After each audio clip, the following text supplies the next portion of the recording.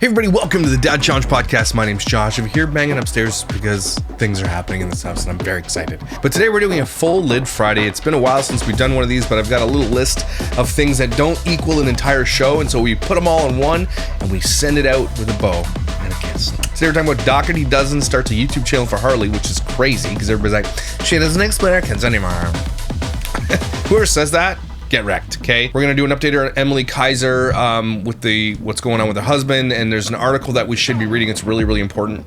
Origami Owl, we have proof that they are distancing themselves from Chrissy Williams because Chrissy's on the outs, and that's a good thing, okay? And there's also a Tik Tok story about someone who was murdered because crazy online crazies. And so why are we putting our kids in these dangerous situations? I don't know, but let's talk about all these things.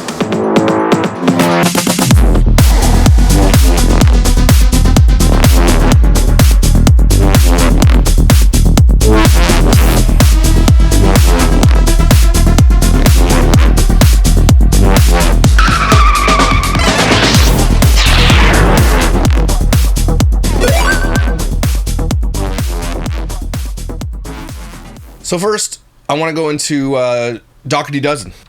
Starting this YouTube thing. I feel like she's getting worse, right? I feel like at the beginning she was terrible, but she was innocent in it and didn't realize if she was doing anything wrong. Then pivoted to like shopping, having her kids in every once in a while, but has grown massively on TikTok with her kids being in the center. And they are lol cows. And if you don't know what a lol cow is, again, I'll explain it. These people are cows. And what you milk from these people are LOLs, laugh out louds, laughter. They are made to be made fun of. They are there to be made fun of. Black Santa napkin. That's Dougherty. It's a lol cow. A lot of people don't know what that is. And I actually had to research it a couple weeks ago. I'm like, what the hell is a lol cow? But that's an internet term for people who create rage bait, who create content where people just laugh at them, right? They're not doing it out of like that they're funny. They're doing it that like they're ew kind of thing, right? So that's Dougherty Dozen in a nutshell. But Snarky Bish is someone who covers, I love Snarky Bish. She's got 8.9 thousand subscribers. Get her up to 9,000. Get up to 9,000, guys, or 9 something. Okay.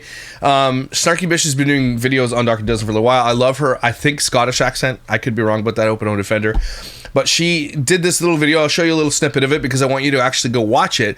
But she's awesome. Hi guys, I hope this is all well. I started this video and I was just going to talk about the vacation, but then I saw something else that absolutely boiled my piss. I'm stealing boiled my piss, okay? Who's boiling piss? Because could you imagine the smell of boiling piss? So I'm going to talk about that instead. It was a tag that she put on this video here, which is disgusting in itself. We'll get to that in a minute. Harley's House YT. So she's starting Harley's YouTube channel, which I can't seem to find, but oh no, there it is, 27 subscribers. She started a YouTube channel. I can't find it though. Maybe I'm blocked. But she's starting Harley a YouTube channel. So she tagged the video with this, at Harley's House YouTube. So we clicked on it, thinking surely not. Surely she's not made a channel just for her daughter. Right. Her 6-year-old daughter, who people are already making inappropriate comments about. Yep. Alicia already knows the dangers of putting kids online and she doesn't give a fuck. I know this because I know she was aware of the Ren Eleanor situation when that was all going on. If you don't know about the Ren Eleanor situation, which is still to this day one of the creepiest things, and I don't know what has happened to Ren, because Ren Eleanor, her mom Jacqueline, was making millions of dollars off of Ren and like making the most disgusting sexualized innuendo content you could ever imagine with this little girl. This one where she's like hands her daughter a razor and her daughter pretends to shave her V, right? And this like mom can't get any privacy, gives her a tampon, pretends to put it in, and like has her eating pickles and hot dogs, and like it was making her millions, and all of a sudden gone. We don't know what happened to her. We don't know what happened. And in what I think, and I'm scared, is that something actually happened to Ren, and so Jacqueline took her off the internet. I think something crazy went down because this woman was making money hand over fist. And we know that most of them don't just take their kids off because they think it's because she already knew all the dangers. She knew her kid was showing up in AI. She knew everything, but she kept doing it. So something, I think, happened. And I think we need to do a little bit of investigation, a little bit of sleuthing into this. You online sleuthers, if you want to see if there's a crime that's been committed, we need to look into Jacqueline and Ren and see what happened to Ren, because I'm scared that something actually happened. I actually am. So we should look into that. And people are like, well, no, Josh, you should leave him alone. She left the internet. We don't know why she left the internet. So unless she comes out and says, hey, look, I left the internet because I want to keep my kids safe, and I realized too late that, you know, this is something, then I'm happy to hear it. Okay, but if she's just disappeared, I think something went on. Okay, and so she's saying, she's attaching this to Jacqueline and Ren Eleanor about that. When it came out that people were sharing the channel on the dark web, in one of her famous dupe videos, she even compared this kid to Ren Eleanor. And now she's trying to go the same route her mum did. Yep. Literally pimping her daughter out to Cedar Wilds. And she's doing all the same things, the open mouth pose, kids in swimsuits, and this one. She's got a 6-year-old daughter straddling a pony and riding it. Yeah. Obviously, I can't show that, but here's a demonstration. It's the Crow Ranger. I'm not trying. Look what she's wearing. Oh my gosh. I'll never get over that she did Trying to this. be a bitch. But why the fuck does she look like an intoxicated anorexic albino Teletubby? This woman's got the snark heart. She's got it in here. You know, you can't practice this. Okay, it's you've got it or you don't. Maybe sexy.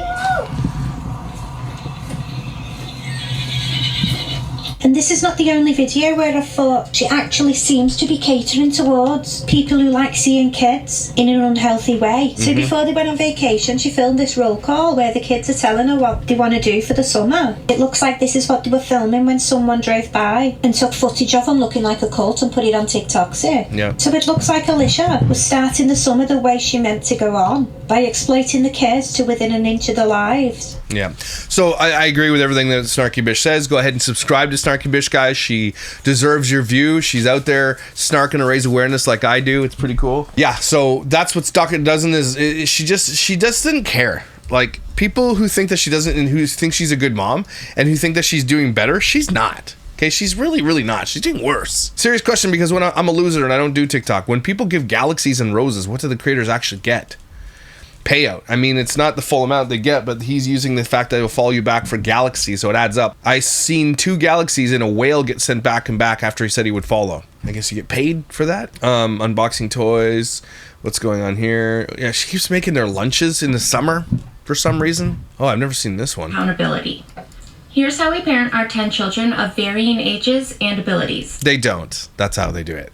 They don't parent their kids. They set them up with TVs and gaming systems in the room and switches and phones, and then they let them just do whatever they want. They don't have to share, so there's no reason to get in there and talk about sharing. There's no reason to teach your kids anything. It's just they let them do whatever they want. We have a universal approach of accountability. Teaching kids the reflex of saying I'm sorry is not healthy for them in the long run. Right. Don't teach your kids to say sorry when they're wrong. That's, yeah, totally. Yeah, I missed that memo. You're not teaching them to process what occurred so that they can change their behavior next time. Yelling at kids doesn't work, especially our children who have a history of trauma before they moved in with us. These kids get yelled at. It just turns their brain into fight or flight and they stop listening. Instead, our kids need to turn their wrong into a right. This can be drawing a picture or writing a letter of apology, doing chores to earn. She's lying to you guys. She's absolutely lying. Earn money so that they can replace something if they broke it. Like the TV that they broke with the football, you just went and bought a new one? Who replaced it then? Right? No, that was you who did that. No. Yeah, no, we got that. See, Alicia can put whatever she wants on the internet and say whatever she wants, but we have the proof otherwise of everything she says all the time. Always. And talking it through once they're in a calm state. Sometimes this requires a timeout first, but we do not look at timeout as a negative thing. Then why do you do it? A chill out break. We're going to do some positive timeouts, everybody. Are you ready? You go with the fries on the floor over there, and you go over here with the chickens. Break is how we teach our children to be mindful of when they're very worked up and they need to calm down. You need to calm down. That's awesome. Oh, what a millionaire looks like. That's great. She's not a millionaire anymore. She spent it all. She doesn't have $1 million, anybody. She doesn't even have a net worth of $1 million. She owes the government so much money, and she's remortgaged her house. This woman is net negative for what her worth is. But she should be worth millions. But she's not anymore, okay? Not anymore. She spends it all. She turned her comments off in the video where she thought she's not bothered anymore. She's like, imagine being bothered by me, but I'm just over here living my life. But then she turns the comments off. That's nice. Someone had also reached out to me about Dougherty Dozen, who also gets, I don't know how you say this, but like gets the subsidies from like adoption and fostering. And I'm not going to say who sent it because they want to stay anonymous, obviously. But basically, they messaged me and said, "Hey, I hope today finds." Don't put this in Tyson, but hey, I hope today finds you well. Would like to have a conversation about the ballpark of what families that have adopted are bringing in per child per month. I would be more than happy to give you insight. So I would love some insight about that because I know what it's like because I'm an adopted dad here in Canada. For certain things, you do get subsidies as well, especially when you foster and adopt. But this is what this person has said. I was a foster mom and adopted from a different state, so rates will differ from state to state. So this is true, but it's likely very similar, right? So likely more in New York because of the cost of living. I believe every one of her adopted children are considered special needs, and they are, and she's told us that they are. Or hard to place, which she's also told us, meaning the stipend goes up. I'm going to try not to get too personal with my children's information. They all fall within the hard to place, whether it's disabilities, part of a sibling group, age, or race. The minimum monthly stipend we receive from one of them is near $700, with the majority closer to $1,800. With her kids falling into the special needs or hard to place groups, which is all of them, everybody, I'm sure that she at least receives for one child is close to $2,000 per month.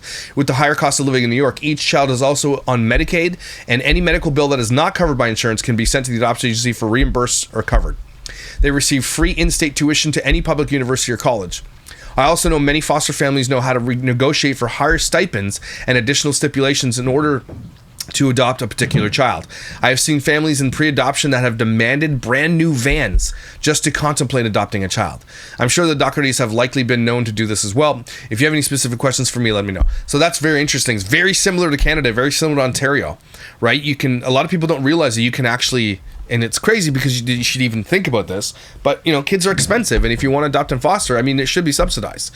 But it also shouldn't be, because then people start adopting and fostering for the money, which is insane. Okay, so I get the both sides thing. And here in Ontario, though, if you make a certain number over, like, I think over 93,000 or something like that, dual income, doesn't matter, 93,000 household income, you don't get any stipend. It's gone. Bye. That's how it works, right? So I'm not sure how that works the same way in New York, but the Medicaid and everything else. So these kids, Alicia's spending thousands and thousands of dollars because she likely gets thousands and thousands of dollars from the government for the fostering and adoption and the kinship placement of kids who are hard to place and all have special needs. Alicia did it because it gets you money. And then she exploited them online because it gets you money. So no matter how you look at this, Alicia has never done anything in the goodness of her heart.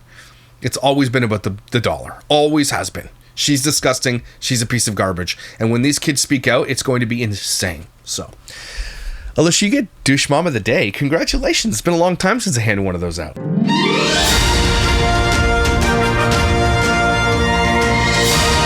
right, let's move on to this story here. TikTok star Sana Yusuf, dead at 17, tragically gunned down by scorned man. Now, this is so sad.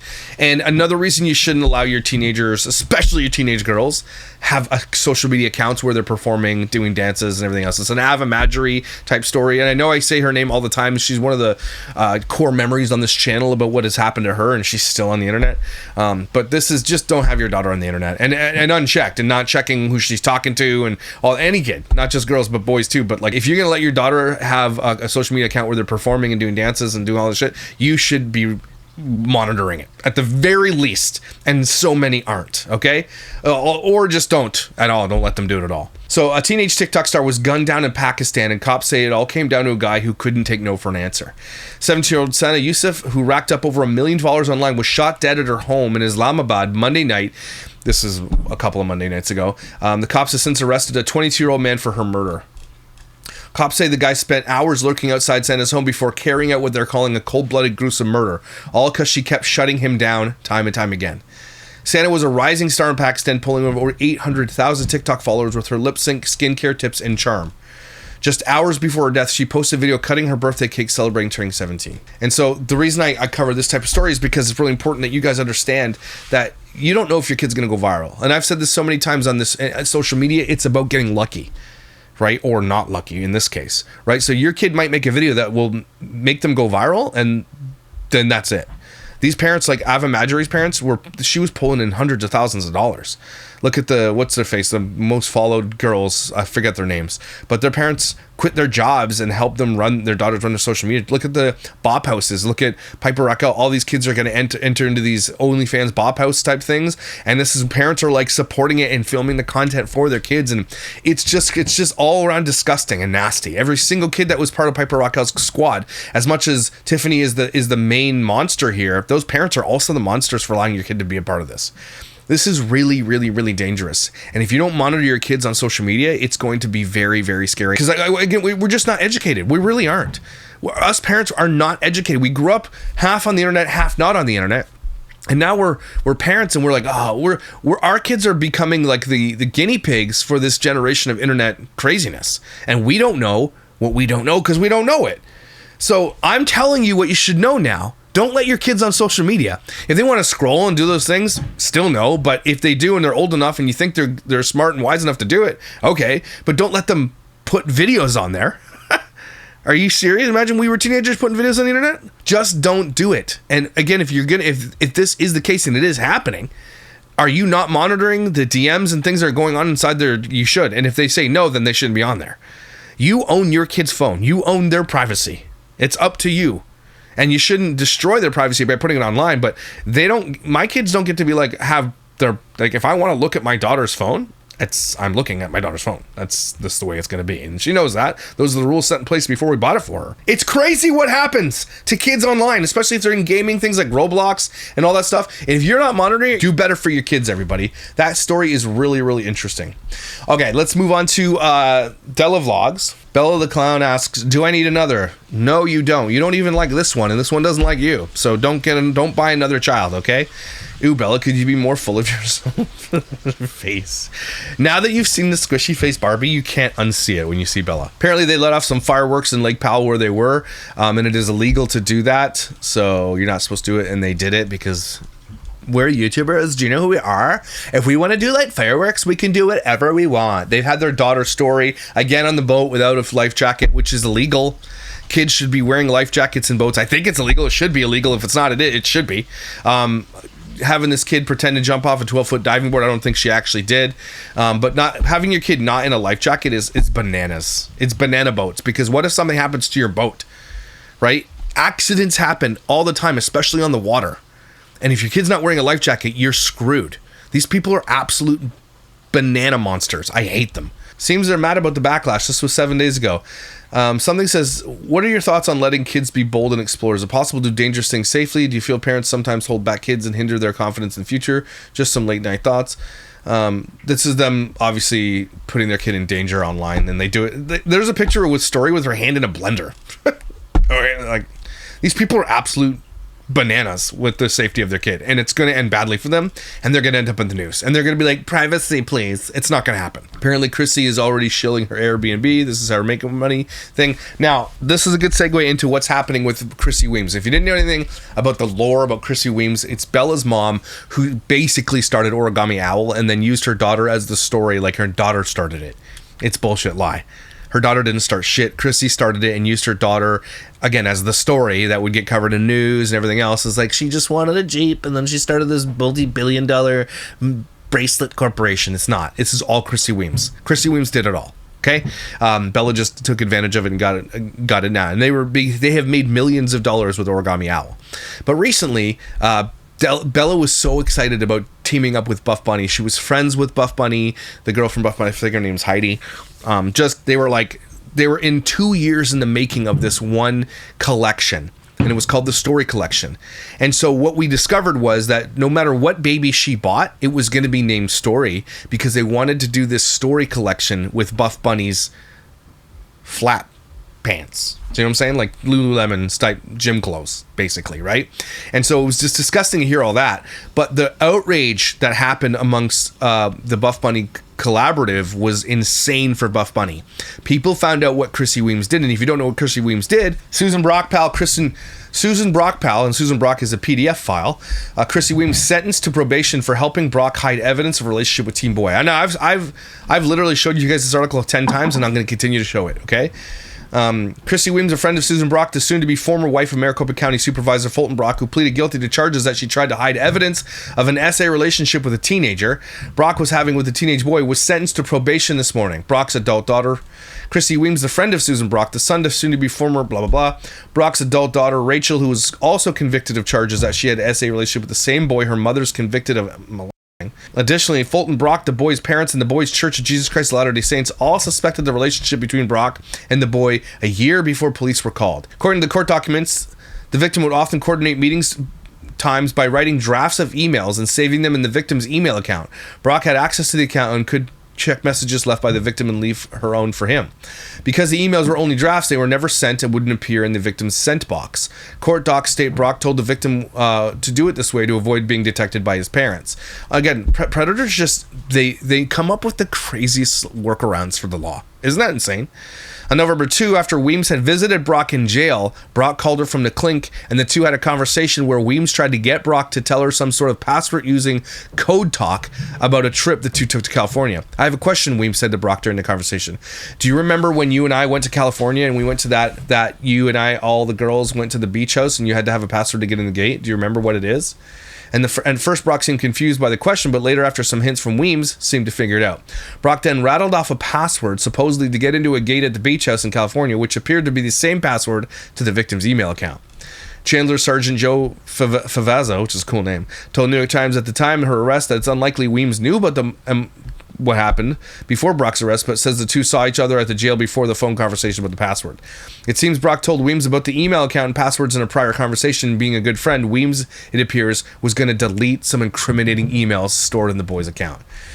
And so that's why she was arrested and charged and was on parole or whatever. And so that's Chrissy Williams. Also, there's Chrissy Williams leaving her kid in a hot car. Chandler baby left for 2 hours in hot van, survives. A 3-month-old was left strapped in a car seat inside a minivan for nearly 2 hours Tuesday afternoon. Temperature soared to 100 degrees. The boy was in good condition at Barbour Desert Medical Center and mess after his body temperature, which had reached 102 degrees, returned to normal. Police said the infant's mother, Chrissy Weems, dropped off her other 3 children with the babysitter in Chandler before going inside Arizona Wholesale Supply. Left her kid in a hot car in Arizona. Okay? She didn't realize the baby was still in the car seat. So this is the Chrissy Williams. And so I was thinking to myself, okay, well, Buff Bunny had to back out of the thing with Bella because of Chrissy Williams. That's what Buff Bunny's fans got upset about. This is the lore of the whole thing. And so they dropped Bella. And then Bella and Heidi are now no longer friends. Bella's like, check out these other gym shorts that I wear. They're my favorites. And like, this was crazy because Buff Bunny probably had to pay out of the ass for Bella Weems, this contract that they had, and also nobody bought the thing. It was a failed campaign because Bella's a douchebag, and it's not only her mom that caused the problem, but everybody's like, why are you, platforming a child exploiter? Like, get wrecked. That was the big lore. And so Bella then eventually unfollowed her mother. And I don't think it's because she actually wanted to. I think she just realizes it's bad for her career.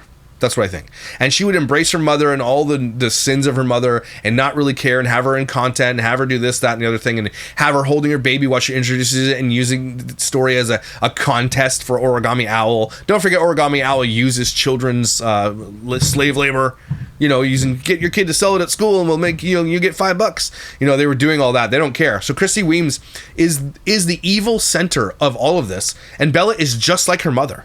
100 and completely is cool with what her mother has done because she co-signs everything, and by having her in the business, in the company, and in the videos and everything else.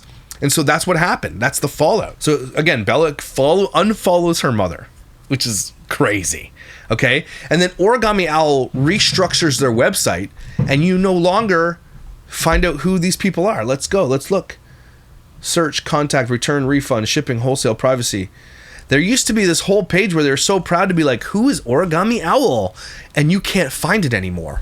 Interesting that, right? Also, Origami Owl, the people that own it, I forget the name of them, are going bankrupt or Chapter 11 or something. I don't know if they're going to continue.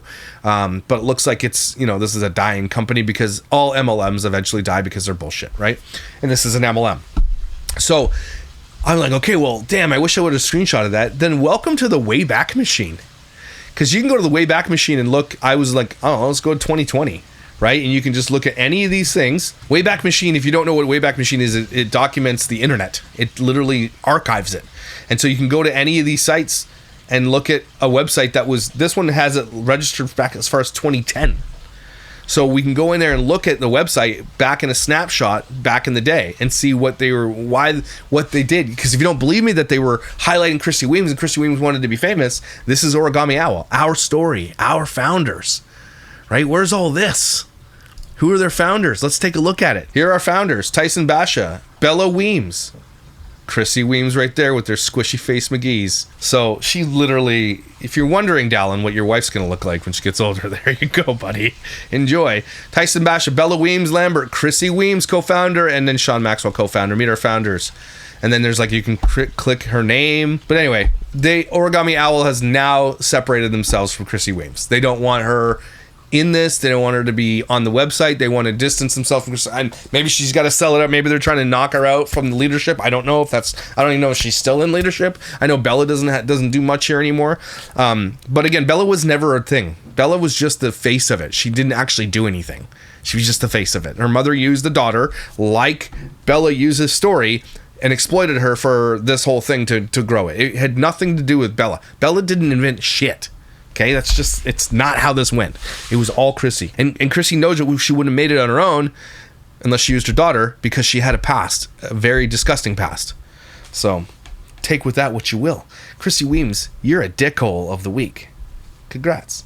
One more story. Michelle Bell XO has decided to not show her kid anymore, and I wanted to show you guys this. A lot of people sent this to me. We should listen to it. I know I have a lot of people that follow me because I post the Walmart videos with Ryder. A lot of people love watching him grow up, and I don't blame you. I love watching him grow up. I love posting about things that he said. I love having these videos. I do blame you if you're watching a strange child on the internet. I blame you. I'm so glad that I edited them and posted them so I'll have them forever. But about a month ago, it's a digital scrapbook. I decided that I wasn't going to be posting Ryder on the internet anymore. And I told a lot of my family about it because I didn't want them taking pictures and posting them on their own whatever platform. And I told my boyfriend about it right after I made the decision. Grandpa Squirts? She told Grandpa Squirts about it. What does Grandpa Squirts care about what you do? The guy's 75 years old. He doesn't even know what the guy's still on MSN Messenger. He doesn't know anything. And I was like kind of sad. But my boyfriend was like, you're allowed to change your mind if you want. So maybe just think about it for a little while. Don't do a video on it because then it'll make it look like you're going back on what you said. And you are going back on what you said. Right. So I did think about it for about a month, and I've decided that I'm just not going to post him. So that way when he gets to kindergarten, he doesn't get recognized by teachers or... Too late. Your kid's already on there and you haven't deleted those videos, moron. Or kids, maybe. I think I'm doing the right thing. And I even talked to... I'll give you that. You are doing the right thing, but you should take off all the old videos too. My ex-husband about it, and he supported the idea of me not posting him on the internet. He probably told you to not post the kid on the internet anymore. I really do think I'm doing what's best for him. I think she was forced to do this. That's what I honestly believe. Michelle Balexo's, whatever, ex-husband, please reach out to me. It just makes me sad. I'll just be able to tell you guys the stories, though. I'll just tell you all the stories. You should have done that to begin with, asshole. Anyway, a lot of people are supporting of it, but she still has the videos up of her kid, and a lot of people wanted me to cover this. Michelle is a trash monster. She's so bad. She's been fired and canceled and everything else, but she still does the bartender thing. She's funny because she does not have thick skin, but she thinks she does, and when people come at her, she gets really mad, and it's kind of funny. But you know what? I will give you a high five, Michelle, for making this choice, even though I think this is the second time she said this. But you should probably do that more. You should probably get all the videos off of your kid. Okay? So, get wrecked, asshole. The last one here I want to talk about again is I want to get back to the Emily Kaiser thing because this is really fresh and hot right now, and I think it's really important. And I understand that people want this to be over with, and it sucks that they lost a child and everything. But this is again a really important conversation about privacy for children. So there's an affidavit. If you go to Emily Kaiser updates, there's an affidavit for a search warrant that people are looking at. The pool fence has now been put in. If you see the fence up around that, it's a little too late, but I mean, that's the first thing they did, and I'm glad they did. A lot of people have this type of take on it. I feel bad for Emily. I can't even imagine losing your own child than losing your husband. I feel in a way she lost her husband as well, because if I were in that situation, I would have a hard time forgiving him. I wouldn't be able to forgive my spouse. I wouldn't. I wouldn't expect to be forgiven either if it was my fault either. I would probably myself be like, just bye, you're right. I would probably, I wouldn't be able to forgive myself. I couldn't even defend him honestly. Also, it must be so hard watching back vids with Trig. People are saying she's lucky to have those videos, which yeah, she is, but looking back at those and remembering how your life used to be must be hard. People are like, I feel bad for the kid. Yeah. But there's also a lot of people saying that Emily's out there in the internet blocking people who are going on posts, and she's taking her time to block people, which is like, take that with what you will. Law and Crime has a special on them. There's the affidavit that was shared. I saw it right here. Here's the affidavit for the search warrant. I had Grok read it for me because it's hard to read. It says, on May 12, 2025 at 1841, the Chandler Police Department received a 911 call reporting the drowning of a 3-year-old in a backyard pool. The child was removed from the pool by the father who performed CPR. So that's apparently clarifying that the father did do it. The child was then taken to Phoenix Children's Hospital. The occupants of the residence left with the child. At the time, there was no information to determine what occurred or foul play was involved. Officers secured the scene as a crime scene at 2033 on May 12. The 2 outdoor cameras in the backyard captured the event. The father was interviewed by Detective Wrights, stating he was with friends and left them to care for the newborn. Stating he was with friends and left them to care for their newborn and 3-year-old. He was playing with his infant son and lost sight of the 3-year-old for about 3 to 5 minutes. He found the child floating in the pool, jumped in to rescue him, and called 911. The cameras were installed by Simple Systems, a company identified in Phoenix, Arizona, with an email address and phone number. Okay, that's weird. On May 13, 2025, a search warrant was obtained and sent to Simple Systems, who confirmed they have remote access to the data. They indicated a network video recorder at the residence near the garage stores the requested data. The data is also on a 2 terabyte drive identified. Blah, blah, blah. The homeowner would have access to the data on their electronic devices. On May 3rd, 2025, the affiant learned the child victim's family had retained legal counsel, and all further communications would need to go through counsel. So it's true. They have the videos, and they're like, you're not getting anything unless you go through our lawyers. A search warrant is being requested for the residents to obtain video surveillance from May 12th. They needed to get a warrant to get the stuff. And that speaks volumes. The affiant request was search warrant to be executed between 6:30 and 10 p.m. local time. Search to describe premises, buildings, vehicles, and items with any property seized, retained in custody. So they've had a warrant, and they went in and they're like, they lawyered up and said, you're not having anything. Which again, the optics of it really matter. If you have nothing to hide, and it's just this tragic accident. Again, all they care about is their online persona, in my opinion.